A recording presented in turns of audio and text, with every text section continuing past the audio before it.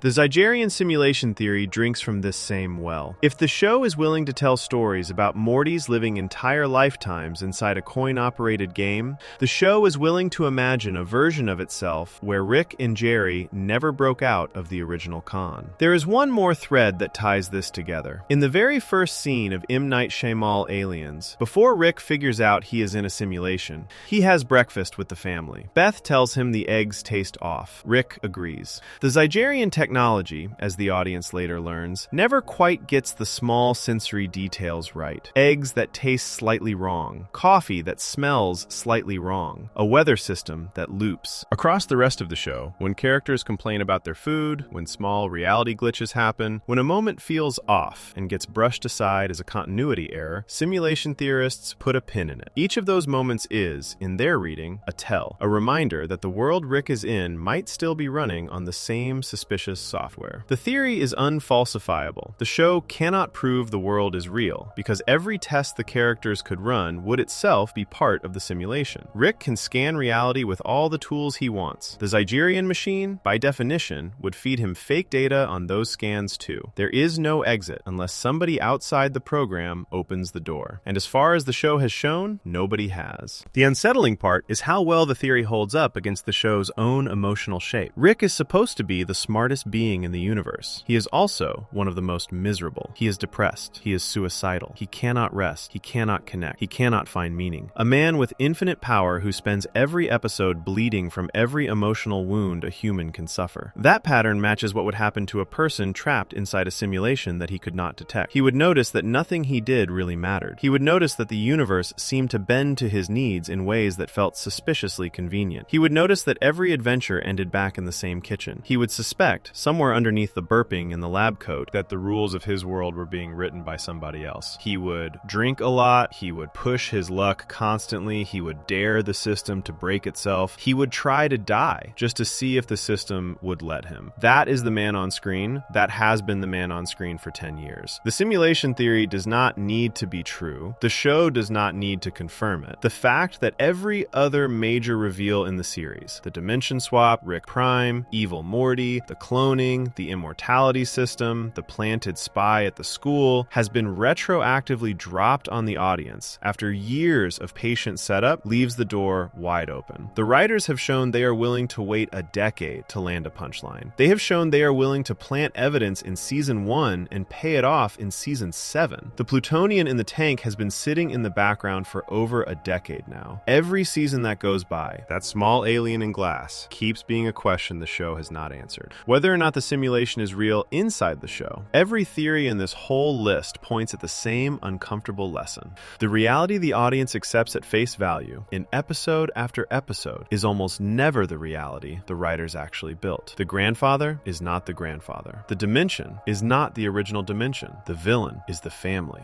The bad day is the love story. The friend is the parasite. The daughter might be the clone. The death is not the death. The childhood friend is the federal agent. The arcade is the world. Every single time, the warm surface of the show was hiding something colder underneath. Every single time, the audience was asked to laugh at a joke that was, on a second look, a confession. The man at the center of it all, drinking through every episode, is a husband who lost his wife to a version of himself, a father who built a riddle around his own daughter, a friend who could not say what he felt, a killer of his own clones, a possible prisoner inside a stranger's video game. The show is, in the end, one of the most patient pieces of writing in modern television. Every theory in this list was sown in the first 3 seasons. Most of them have paid off in the seasons since. A few of them are still waiting. The audience is still watching. The garage is still warm. The portal gun is still glowing green. And somewhere, on a screen, in some room, somewhere, a small plutonian floats in a glass tank, blinking at a viewer who has been watching this show for years, holding a clue that the writers planted before any of this had a name. If you enjoyed this video essay, make sure to subscribe. Thanks for watching, and I'll see you in the next one.